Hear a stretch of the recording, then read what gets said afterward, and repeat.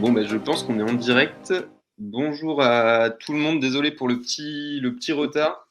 On est ravis de vous accueillir tous autant que vous êtes si nombreux ce soir, ça fait plaisir, sur cette plateforme Work Adventure. Donc c'est aussi la raison du retard, c'est que c'est une plateforme en cours de développement qu'on est ravis de mettre en avant. Vous allez voir, c'est super sympa. On va vous faire une première partie conférence. Je vais laisser après la parole à notre directrice et ensuite à trois de mes camarades pour vous présenter le master.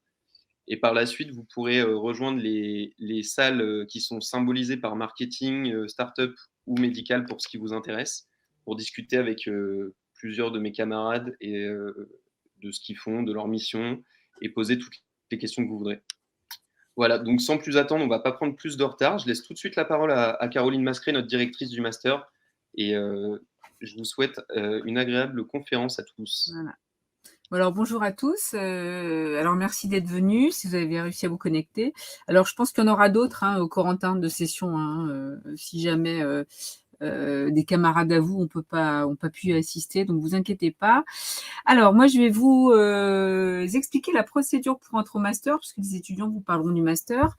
Alors les candidatures commencent le 1er mars jusqu'au 30 avril. Donc, vous pouvez candidater directement sur le site de l'université, mais je pense que du site internet du master, ça vous rebascule en fait sur le site de l'université. Et donc, c'est du 1er mars au 30 avril. Alors, si j'ai un conseil à vous donner, c'est de postuler quand vous avez trouvé le stage de 5e année, et éventuellement, si vous ne l'avez pas trouvé, bon, tant pis, vous postulez quand même. Mais c'est plus simple, comme ça, on sait où vous allez en stage. Et puis surtout, évitez d'attendre aussi le dernier moment, le 30 avril, parce qu'en fait, j'ai 90 places à l'oral et je remplis les créneaux quand même au fur et à mesure. J'attends pas le 30 avril. Donc, plus vous attendez à la fin, moins vous avez de chances d'avoir une place. Voilà, tout simplement. Donc, voilà ce que je voulais vous dire sur les dossiers d'inscription. Sur les critères de sélection, moi, mon critère principal, c'est que vous ayez une expérience market. Alors, peut-être pas dans la santé, mais je veux que vous ayez quand même testé ce que c'était pour éviter de prendre des gens qui viennent et puis qui me disent au bout d'un mois, mais le marketing, c'est pas pour moi. Donc, voilà. Donc, le marketing dans les livres, pour moi, ça marche pas. Il faut que vous ayez été sur le terrain, voilà, que vous ayez fait un stage. Voilà, même 2 ou 3 mois, ça suffit, mais je veux que vous ayez une expérience marketing pour être sûr que c'est ça qui vous plaît. Voilà. Et puis, du coup, donc vous déposez votre dossier le 30 avril et vous allez recevoir une date de convocation. Alors, les dates de convocation, ça sera le 9, le 10 ou le 12 mai sur Paris en présentiel. Voilà, ça sera au LEM, vous recevrez tout.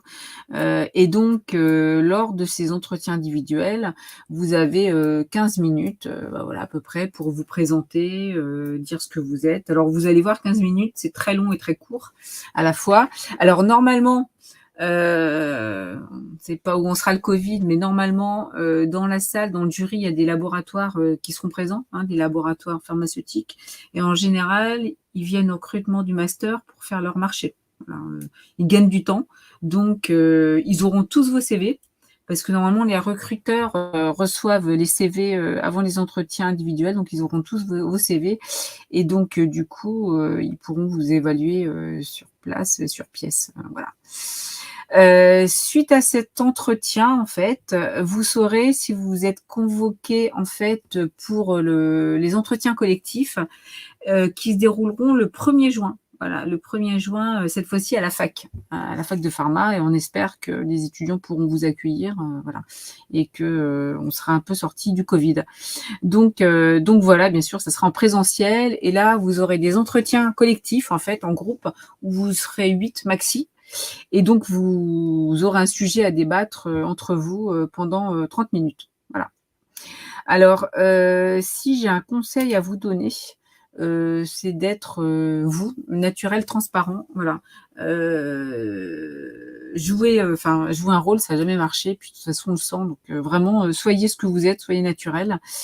Les critères de recrutement pour l'entretien individuel, parce que ça commence d'abord par ça. Donc c'est bien sûr le stage en marketing. Ça, c'est la base. Si vous n'avez pas de stage en marketing, ça sera compliqué. Et donc, je pense que je vous retiendrai pas. Et puis, ça sera aussi ce que vous avez fait à côté de votre vie de pharma. Alors, dans la vie de pharma, bien sûr, les assos, et puis aussi à côté. Voilà. J'ai beaucoup de CV. J'ai à peu près entre 350 et 400 CV pour 90 places au premier entretien. Voilà, c'est sûr que je prends en priorité les gens qui ont fait des choses à côté. Voilà, si vous avez rien fait. Alors l'officine, pour moi, c'est bien de le mettre, mais tout le monde a fait officine. Hein, enfin, j'espère. Hein, vous êtes en pharmacie, donc pour moi, c'est pas une expérience pertinente que je retiendrai, quoi, si vous n'avez que ça. Donc voilà. Et donc vous êtes 90 à l'entretien individuel et entretien collectif. J'en recrute au maximum 56. J'ai 56 places.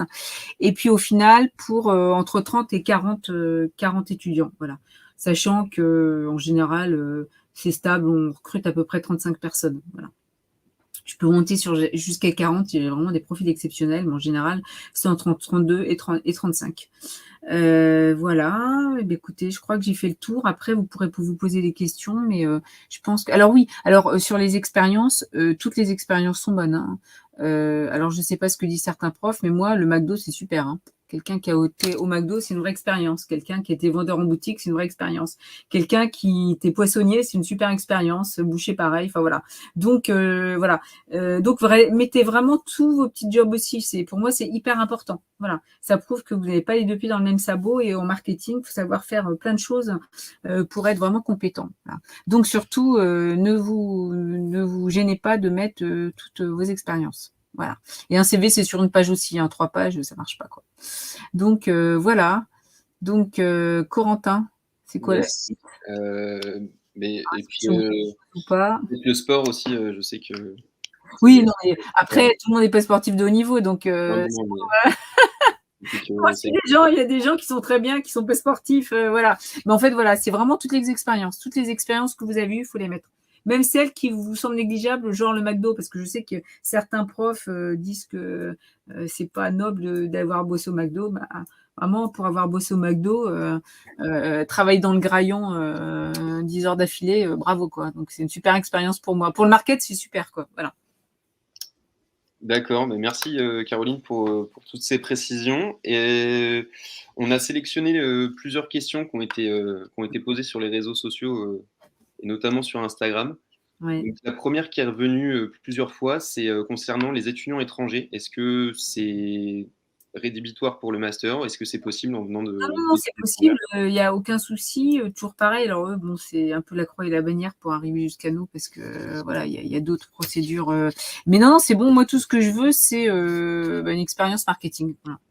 D'accord, ok. Ensuite, il y avait une question sur pharma obligatoire avant de Non, candidater au master ou pas? non, pas du tout. Non, non, on prend d'autres profils. On prend des profils école de commerce, véto, chimie, bio. Mais toujours pareil, c'est stage marketing. Ce qui est compliqué pour ces cursus, hein, normalement en bio, voilà, quelqu'un qui a fait bio et qui a jamais mis qui a fait que de la paillasse, non, je le prendrai pas, quoi. Voilà. Moi, ce que je veux, c'est vraiment l'expérience marketing. Ok. Il y a une question aussi qui est revenue assez fréquemment, c'était de savoir si candidater à d'autres masters type ESSEC, ESCP, HEC, qui Ah sont non, semblables au ah non, non, master. mais alors, ouais, alors non, pas du tout. Il faut, hein, il faut un plan B, hein, c'est du backup, hein, donc non, non, il faut candidater ailleurs. Enfin là, j'ai très peu de place, hein, donc franchement, non, non, non, il faut candidater ailleurs aussi. Il y a aucun souci. Voilà, quand je demande sur la fiche où vous avez candidaté, c'est pas pour vous éliminer, c'est pour être sûr que vous avez un backup, quoi. Donc non, non, ça, il faut le mettre. Non, non. Ok. Il y a une question aussi qui est revenue. Est-ce que faire son stage dans une petite entreprise type start-up ou agence de communication est-elle une bonne chose pour candidater au master? Ouais, non, mais moi, c'est bon, ça marche aussi, hein. D'ailleurs, je pense qu'on fait plus de choses dans les petites startups ou dans une agence de com que dans un gros labo pendant les vacances juillet-août où il y a personne. Donc, non, non, non, au contraire, non, non, c'est pas du tout rédhibitoire. Ok. Non, non. Et d'ailleurs, si je peux vous donner un conseil pour ceux qui n'ont pas de stage, je trouve que c'est même mieux pour votre stage de 5e année d'aller dans des petites structures ou en agence de com qu'en gros labo. Alors après, bon, bien sûr, hein, si vous avez un gros labo qui vous, voilà, on crache pas dessus. Mais je trouve que c'est plus formateur. Mais c'est voilà, il y aura pas de différence. Je ferai pas de choix pas à partir de là. Il y a pas de souci. Ok, très bien. Ben, merci Caroline pour toutes ces précisions. C'était à peu près les questions qui revenaient le plus souvent. Et donc pour continuer, je vais laisser la parole donc pour le coup à Alan, Lisa et Oriana, qui sont de la promo 2021-2022, pour vous présenter plus en détail le master. Et donc je laisse la parole au premier des trois.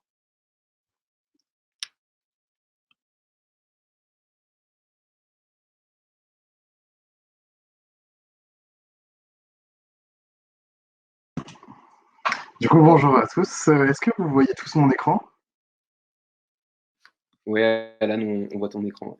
Ok, parfait. Vous m'entendez correctement, alors j'imagine, vu que tu m'as répondu.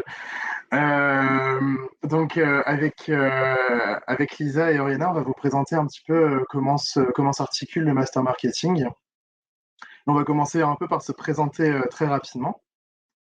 Du coup, en fait, euh, moi je m'appelle Alan Delattre, je suis chef de produit junior du coup en alternance sur de l'OTC, donc des médicaments vendus directement en pharmacie, et je suis chez Servier et je fais mes études à Limoges.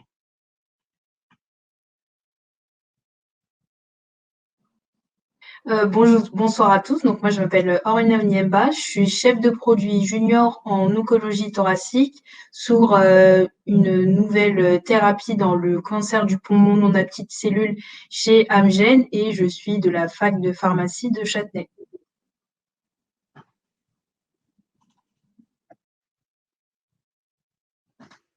Bonsoir, moi c'est Lisa Peyrat. Je suis actuellement apprentie en affaires médicales maladies rares chez Pfizer et je suis originaire de la faculté de Toulouse.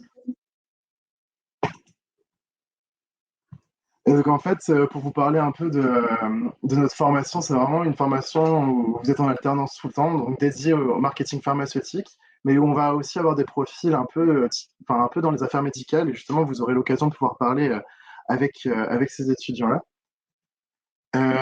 On a des cours le soir notamment, on reviendra dessus après, avec des intervenants en fait qui sont vraiment des acteurs du secteur, des intervenants vraiment professionnels. Et par exemple, on va avoir des cours de communication avec un directeur d'agence de com, des cours d'entrepreneuriat avec quelqu'un qui a vraiment une expérience dans l'entrepreneuriat. Et en fait, tout ça, c'est vraiment très, très enrichissant. C'est beaucoup d'échanges et beaucoup de choses vraiment géniales à découvrir. On a aussi toute une partie un peu développement personnel, chose qu'on retrouve très peu ailleurs, où on va apprendre à gérer notre stress, à nous connaître, à réaliser des présentations, à être pertinent à l'oral, sur une prise de parole en public ou autre. Et ça, c'est vraiment extrêmement enrichissant. Ça permet vraiment aussi de nous connaître et d'être plus efficient et plus efficace et plus pertinent surtout. Et comme l'a dit Caroline, on est une promotion à taille humaine. Donc cette année, on est 34. On se connaît tous. On a fait pas mal d'événements de cohésion, de team building. Et vraiment, on a une promo vraiment soudée et top. Et ça, c'est vraiment incroyable. Et vous le trouverez pas partout non plus. Et je peux rajouter, Alan, et ça vient de la France entière, hein, je prends pas que des Parisiens, hein, voilà, je tenais à le dire. Voilà, j'ai 10% de Parisiens sur la promotion, donc ne croyez pas que c'est parce que vous êtes de province que vous pouvez pas venir, hein, pas du tout, au contraire. Oui, tout à fait. Et d'ailleurs, on a des bons exemples avec Lisa et même Corentin, d'ailleurs, que vous pouvez voir. Corentin est de Tours, Lisa de Toulouse, moi de Limoges. Donc, on vient d'un peu partout. Il y a vraiment la quasi-totalité des villes, d'ailleurs, qui doivent être représentées dans notre master. Donc, c'est vraiment, oui, c'est pas que des Parisiens. Alors du coup, j'insiste aussi, j'en profite, hein, Alan, vous allez venir à Paris, donc pour un provincial, venir à Paris, ça peut être compliqué. Voilà, il fait pas beau, ça pue, enfin bon, voilà, c'est la vie parisienne. Donc, c'est compliqué pour certains, quoi, vraiment. Et donc, posez-vous bien la question, est-ce que vous êtes prêt à venir à Paris un an, sachant qu'après, tous les sièges sont à Paris, hein, donc voilà. Donc, mais c'est une vraie question, de développement personnel, hein, qu'il faut vous poser, parce que si vous n'êtes pas prêt à affronter ça, ça sera compliqué. Donc, vraiment, posez-vous bien la question. Et donc, pour enchaîner, on va partir un peu plus sur le rythme du master, qui est un rythme assez atypique parce qu'enfin, on a une année de formation en alternance, mais la principale particularité, c'est qu'on est vraiment tout le temps en entreprise. On passe nos semaines entières, on n'a pas de coupure en fait comme on peut avoir ailleurs. On est toujours en entreprise, donc on va pouvoir vraiment suivre les projets pleinement, et ça, c'est une énorme plus-value.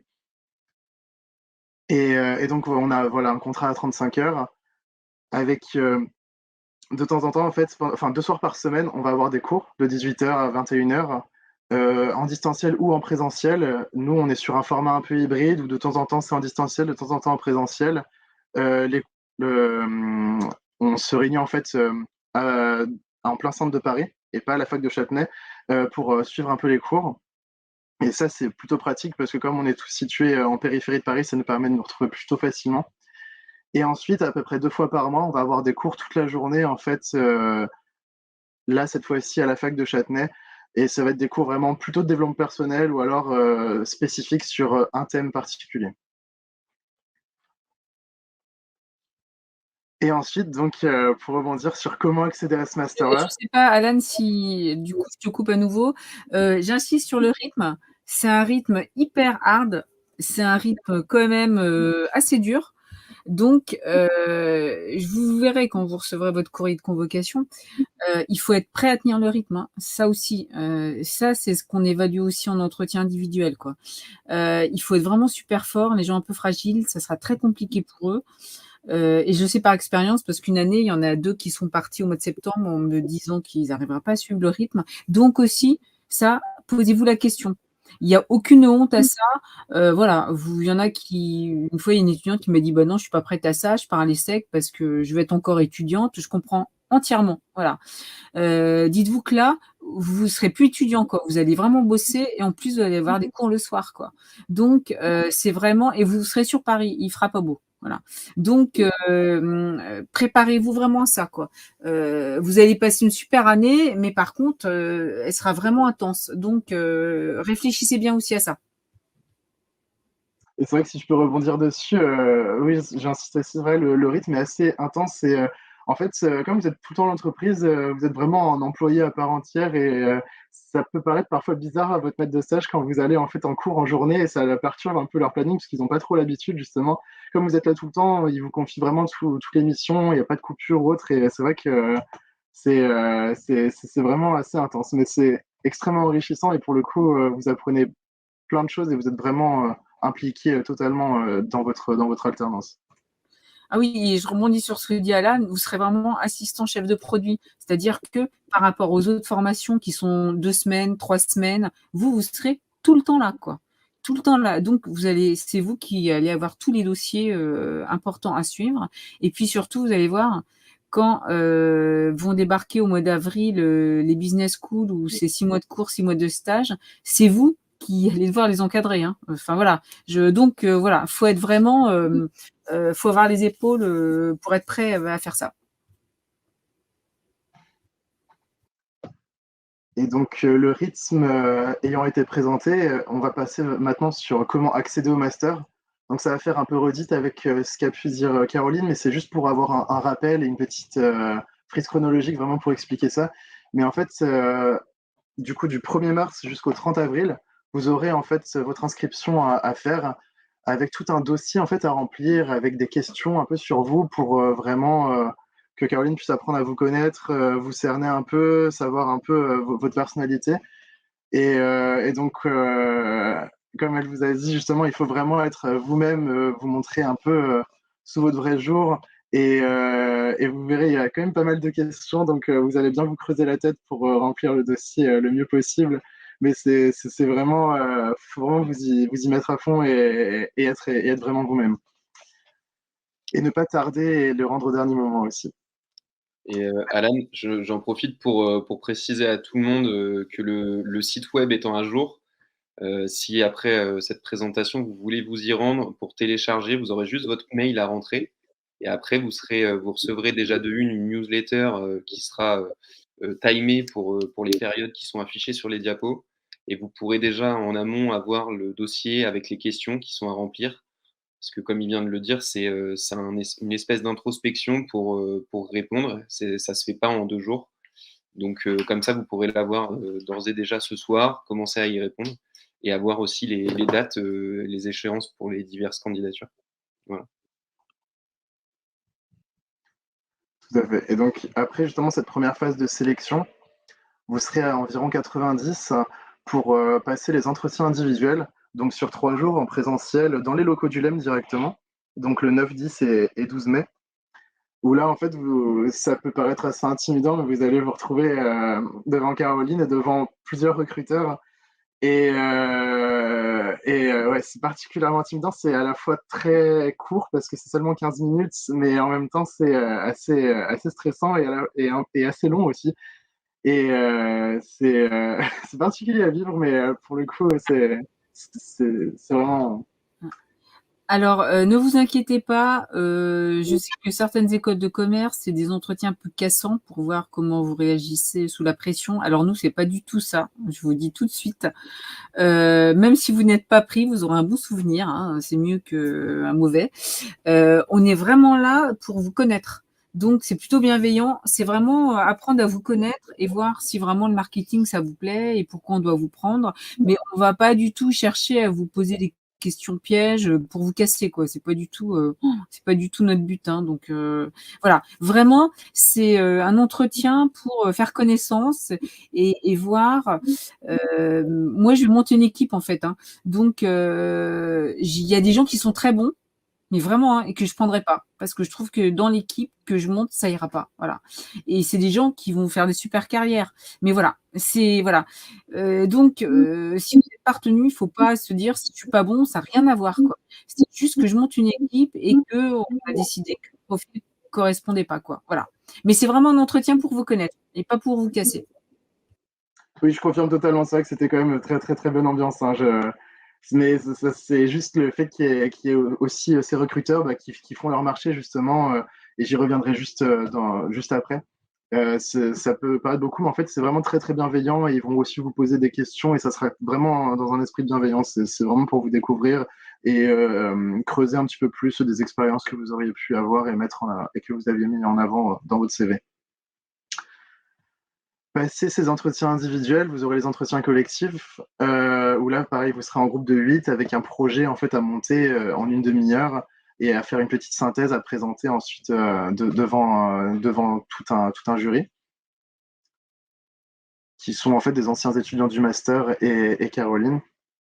Et ensuite, passer ces entretiens collectifs, si vous êtes sélectionné, vous aurez cette recherche d'alternance, mais je ne sais pas si le terme recherche est vraiment exact, parce qu'en fait, c'est vous qui allez être contacté, c'est pas vous qui allez devoir faire votre processus vraiment de recherche à proprement parler.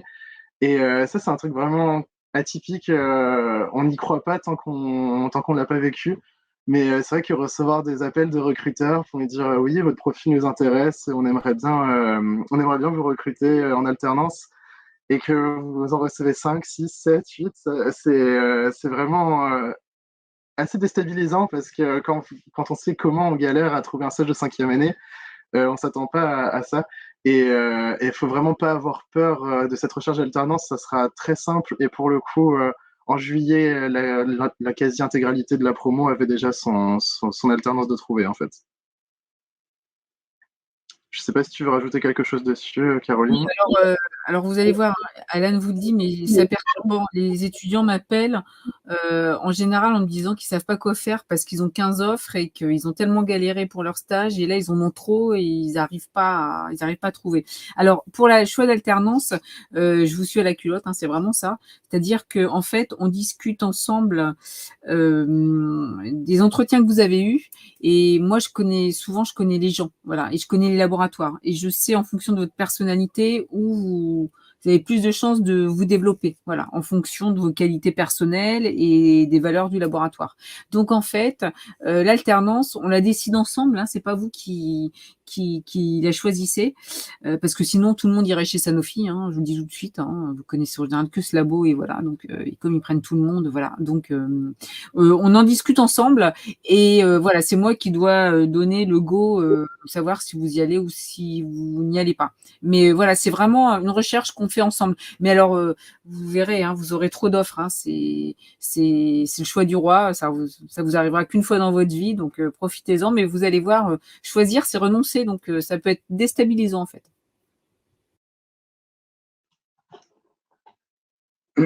Et donc après, en septembre, vous allez pouvoir commencer l'alternance. Et ça, après, c'était Oriana et Elisa qui vont vous en parler. Et d'ailleurs, je vais laisser Oriana prendre la main pour vous présenter en fait la suite de la présentation.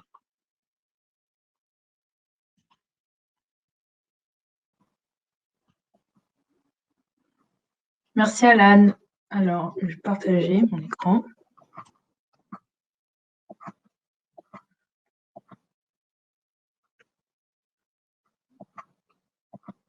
Alors, un instant, parce que ça ne détecte pas PowerPoint.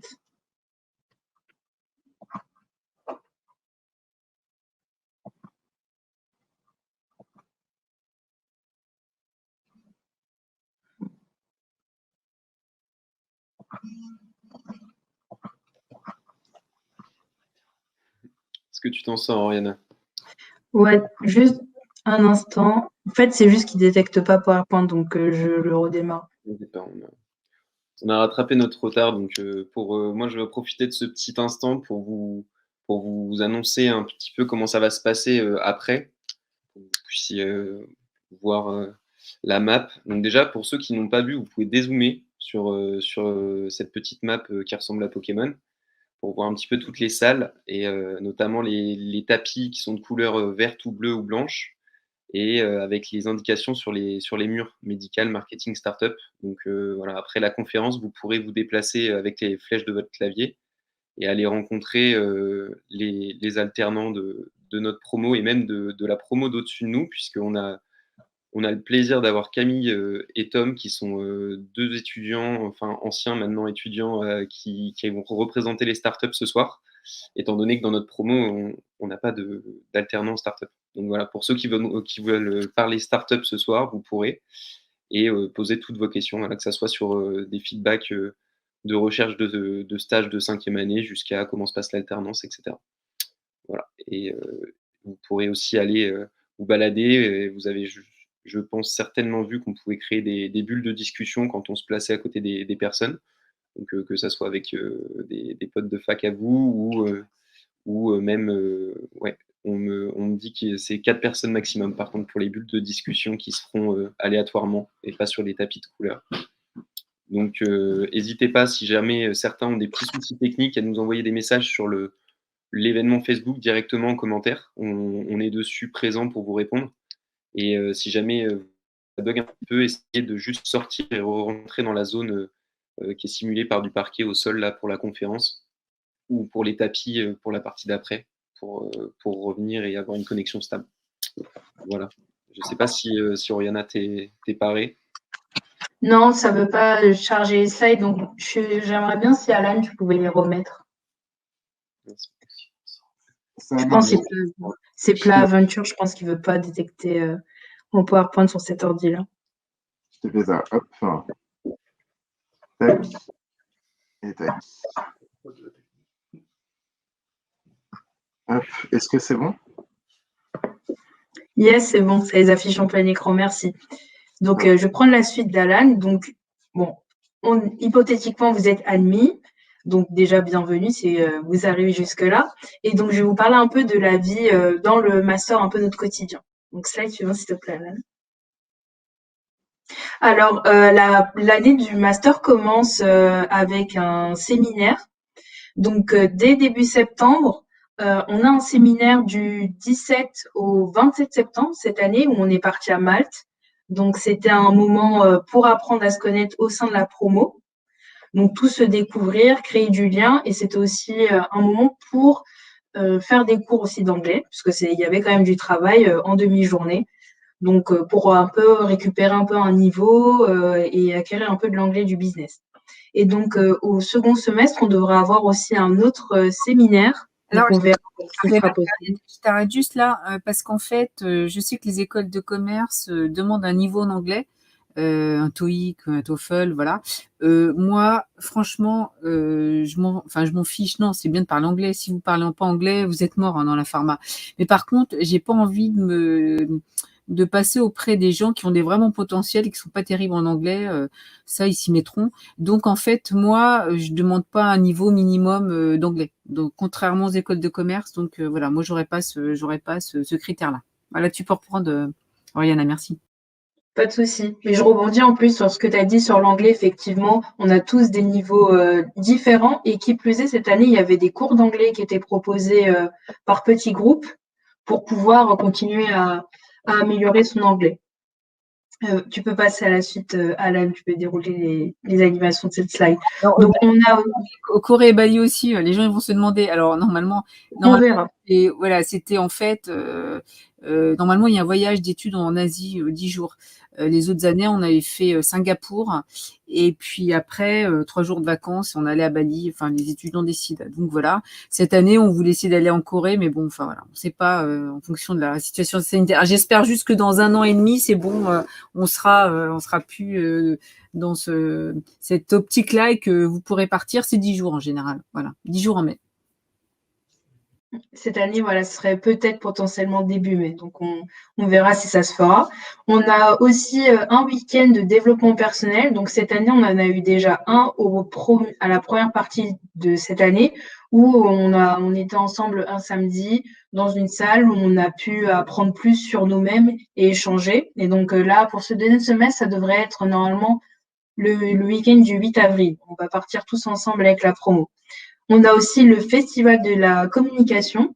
Donc, le Festival de la communication, c'est l'un des plus gros festivals pour l'industrie pharma en communication où vous avez tous les gros laboratoires qui vont vous présenter leur campagne, on va dire, phare de communication. Et nous, au sein du MMP, on vient lors de ce festival en tant que jury et on va remettre le prix des étudiants. Donc, ça va nous permettre non seulement de regarder un peu ce qui se fait dans chacun des laboratoires, c'est aussi l'occasion de créer du contact, de faire son réseau, ce qui est très important. Et puis, cet aspect professionnalisant de regarder ce qui se fait ailleurs et puis d'attribuer ce prix. Et puis, on a aussi des hackathons auxquels on participe. Donc, dans les années précédentes du master, il y avait eu le Respiration, il y avait aussi le Digaction en 2020. Et donc, le master, il participe en tant que participant actif ou en tant qu'organisateur. Tu vas ajouter quelque chose, Caroline, avant qu'on passe à la suite? Non, c'est bon. Tu peux continuer. Ça marche. Alors, on a aussi les projets du master. Donc, ça veut dire en plus de l'alternance, en plus aussi de ces petits moments de vie, on a aussi des projets qu'on a au quotidien, tous ensemble, à gérer au sein du master par petites équipes. Donc là, vous avez quelques noms d'équipes qui s'affichent à l'écran. Par exemple, vous avez la Team Forum qui, par exemple, a organisé ce webinaire, donc qui va se déplacer en fonction des conditions sanitaires dans toute la France pour vous présenter le master, répondre à vos questions sur les alternances, sur les débouchés et vous raconter un peu notre quotidien. On a aussi l'équipe des réseaux sociaux qui alimente justement tout ce qui se passe dans le master via nos différents réseaux, donc LinkedIn, Facebook, Twitter, Instagram. Et puis, on a aussi une équipe totalement dédiée au site Internet et qui s'occupe également de la newsletter. On a aussi l'équipe alumni, donc qui s'occupe notamment, par exemple, de l'organisation de la soirée de remise des diplômes, mais qui va tendre à développer de plus en plus ses activités. Il y a aussi l'équipe MedCheck qui, elle, travaille avec l'équipe de MedCheck Studio. Donc, si vous ne connaissez pas MedCheck Studio, c'est en fait un ensemble de podcasts de santé. Donc, c'est de plus en plus à la mode, les podcasts, surtout avec le confinement, c'est agréable d'écouter des choses tout en faisant un peu d'autres choses du quotidien. Donc, si vous n'avez jamais essayé de podcast, c'est l'occasion. On a aussi le comité pédagogique qui travaille avec Caroline, avec Pierre Pascal pour continuer toujours à améliorer ce qui peut être amélioré dans le master et rester à l'écoute des étudiants et surtout faire le relais aussi des échanges avec les managers et les maîtres d'alternance. Et vous avez aussi la Business League où là, voilà, pour les sportifs là en herbe, c'est l'occasion. Si vous voulez vous mesurer à d'autres labos au foot, c'est l'occasion jamais. Et donc voilà, il y a beaucoup d'autres équipes qui n'ont pas été citées, hein, par exemple la Team Event ou l'équipe vêtements. Mais voilà, vous aurez de quoi faire et ça ne tient qu'à vous de vous engager, de faire de vos équipes ce qu'elles sont, en vous donnant à fond et surtout en ayant toujours du lien avec les autres membres de la promo. Parce que comme Alan vous l'a bien dit tout à l'heure, la promo, c'est pas juste vos camarades de classe, c'est des gens avec qui vous allez passer toute l'année et sur qui vous pourrez compter. Slide suivante, s'il te plaît, Alan. Et là, je laisse la parole normalement à Lisa. Donc, au niveau du choix de l'alternance, comme on vous a un petit peu expliqué plus tôt, c'est assez varié. Donc, il y a beaucoup de laboratoires qui sont présents lors des entretiens individuels. On peut même être contacté avant d'avoir les entretiens de groupe. Et cette année, donc, on a une large variété d'entreprises qui sont représentées, beaucoup de big pharma. C'est pour ça qu'on a fait appel à 2 étudiants de la promo du dessus qui vous présenteront leur alternance qu'ils ont également réalisée dans 2 startups. Donc là, par exemple, moi, je suis chez Pfizer, Oriana, elle est chez Amgen, Corentin chez Sanofi. Voilà, il y a vraiment beaucoup de labos qui sont un peu de toutes les tailles et vous pouvez également donc faire votre alternance en startup. Et au niveau des alternances, vous n'êtes pas restreint qu'à chef de produit. Vous pouvez également aller dans le médical. Au niveau des startups, les missions sont plus variées. Et vous pouvez également être chef de projet, digital. C'est vraiment très, très varié en fonction de vos goûts et de l'orientation que vous voulez choisir pour plus tard. Et après, l'alternance se choisit également en fonction du manager et de l'équipe. Moi, je vous encourage fortement à vraiment prendre votre choix d'alternance de façon globale et pas juste pour un poste ou un intitulé de poste ou un salaire. Parce qu'après, vous allez passer l'année avec votre équipe, avec votre manager et avec les missions qui vous aura confiées. Après le master, donc il y a 25% des étudiants qui trouvent un emploi avant la fin de leur alternance, ça veut dire un quart de la promo. C'est aussi ce qui peut orienter votre choix d'alternance parce qu'on sait que certains labos ont plus tendance à garder, d'autres moins, on dira. Donc, en fonction de ce que vous voulez, toujours pareil, choisissez votre alternance. Si vous voulez juste passer 1 an et après changer parce que vous préférez voir différents laboratoires et bouger au début de votre carrière, ce sera pas forcément un choix important. Mais sinon, il faut absolument essayer de plutôt rester dans des laboratoires qui ont plus de chances de vous garder et d'en discuter avec votre manager.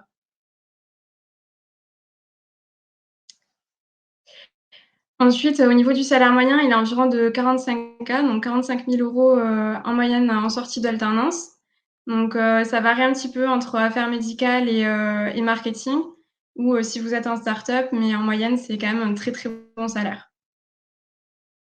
Au niveau des salaires, je vous dis parce que le LEM a fait une enquête, c'est des niveaux de salaire quand vous sortez de HEC, grande école ou même polytechnique, hein.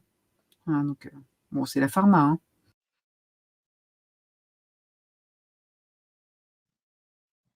Au niveau des débouchés, donc il y a plusieurs types de métiers. Si tu peux passer, s'il te plaît, Alan.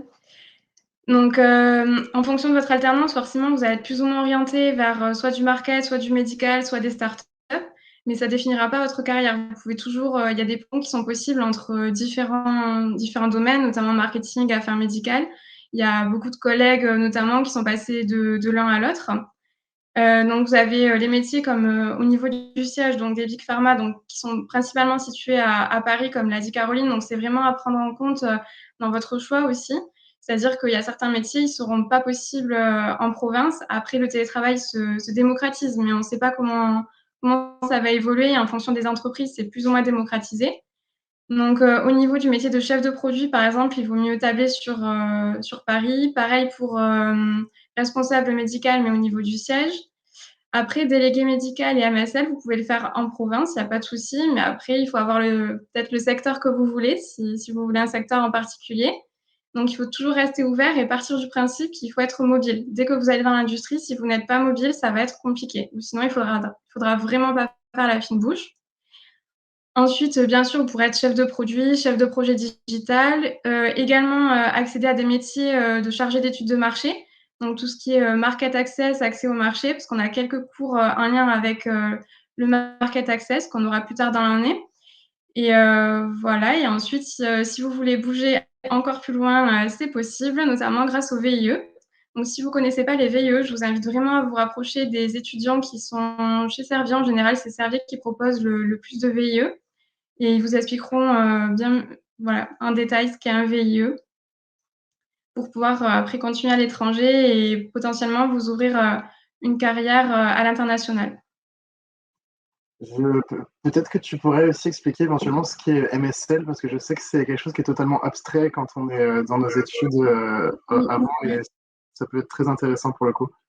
Alors, donc au niveau, donc je vais commencer par le marketing, c'est peut-être un peu plus simple. Donc au niveau du marketing, il y a au siège le chef de produit qui s'occupe, vraiment de tout ce qui est opérationnel ou stratégique. Il y a le marketing opérationnel ou stratégique. Donc là aussi, je vous invite vraiment à vous rapprocher de mes camarades, qui vous expliqueront la différence entre les 2 types de marketing.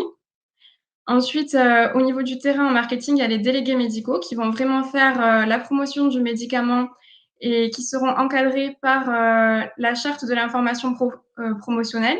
C'est-à-dire qu'ils ont le droit de parler du médicament que dans un cadre de promotion et dans les guidelines du RCP ou de ce qui a été publié par la HAS, par exemple. Et à côté du marketing, on travaille vraiment main dans la main, il y a le médical. Donc c'est bien séparé, mais en même temps, on a quand même, beaucoup de communication entre nous. Notamment, le médical valide les documents promotionnels pour le marketing. Donc il y a, comme pour le marketing, au siège, un métier qui s'appelle responsable médical siège. Donc c'est tout le côté médical, au niveau du siège et il y a plusieurs appellations. Ça peut également être, medical advisor, responsable médical régional. Il y a pareil au niveau global et au niveau filial.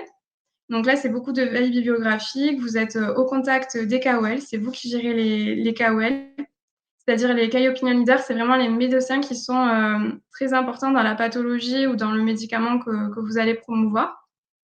Et ensuite, au niveau du terrain, ce sera les MSL, Medical Scientific Liaison. Donc ce sera comme les délégués médicaux, au niveau du marketing, ils vont se déplacer pour aller voir les médecins, mais ce ne sera pas du proactif comme les délégués médicaux, ce sera vraiment du rétroactif.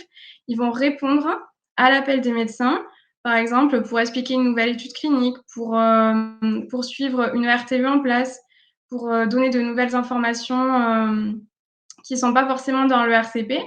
Et donc, de la même façon, le délégué médical peut dire, si un médecin lui pose une question qui est hors AMM, je vous redirige vers le département médical. Et à ce moment-là, ce sera le MSL qui va s'en charger et pas le délégué médical qui n'a pas le droit d'en parler dans le cadre de la charte promotionnelle. Voilà, je ne sais pas si c'était clair. Si jamais, n'hésitez pas à poser des questions après quand on sera dans les rooms. Je voulais juste ajouter sur le poste de délégué médical.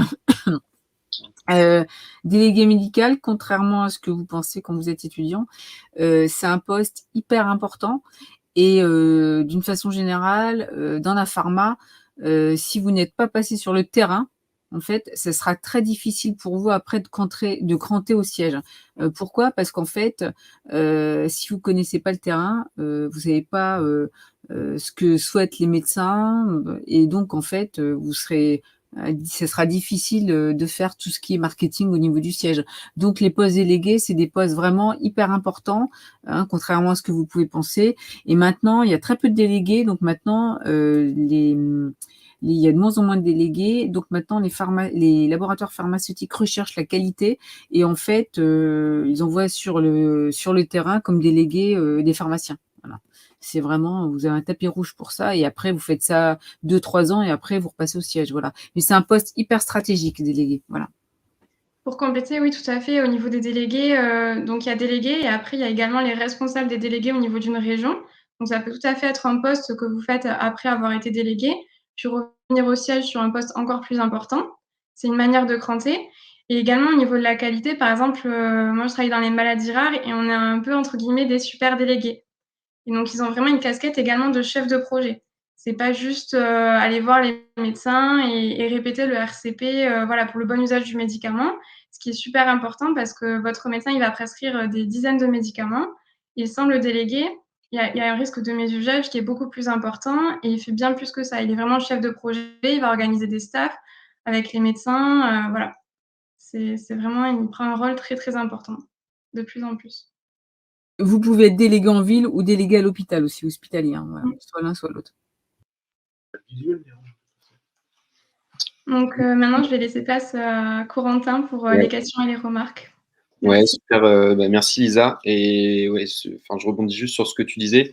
Petit point d'honneur aussi au nom des postes qui varie vachement suivant les labos, hein, bon MSL, c'est souvent le cas, que ça reste comme ça, mais vous retrouverez aussi sur des annonces et des posts LinkedIn par exemple ou même sur le LEM, avec des termes un peu différents. Donc vous souciez pas trop des termes, rapprochez-vous des gens qui sont dans les laboratoires, en question. Et typiquement, si vous cherchez des stages avec des postes que vous venez pas d'entendre ici, n'hésitez pas à vous rapprocher d'étudiants plus vieux qui ont fréquenté ces labos. Ça peut être une bonne idée pour comprendre un peu plus les missions qui sont demandées. Voilà, donc bah écoutez, merci à tous les trois, enfin tous les quatre aussi, pour cette présentation.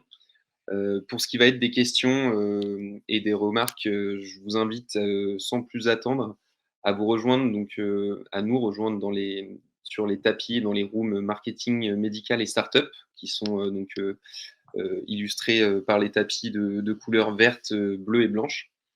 Et pour ceux qui veulent d'ores et déjà nous quitter pour un souci de temps, vous pourrez toujours nous contacter par message sur les différents réseaux sociaux. Il y a le scanner code qui s'affiche juste ici. Et n'hésitez pas à vous inscrire sur notre site pour recevoir toutes les informations du master, les candidatures, les dates de candidature et toutes les informations sur les projets internes. Voilà, donc je vais vous quitter et vous retrouver dans les différentes rooms. On affichera voilà, des messages qui s'afficheront sur vos écrans pour vous guider. Et on va rester voilà, une petite heure avec vous encore pour discuter et échanger. Merci à tous. Merci Caroline pour la présentation. Et puis on se donne rendez-vous dans les différentes salles juste après. Merci. Merci à tous.